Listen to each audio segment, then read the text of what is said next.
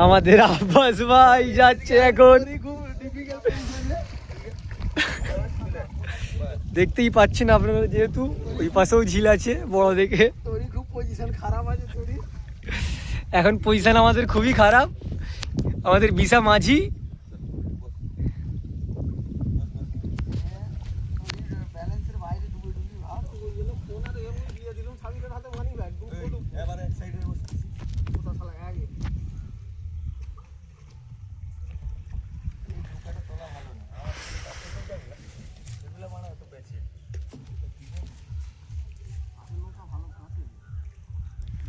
আমাদের বিশা মাঝি, আপনি তাহলে ঠিক আছেন?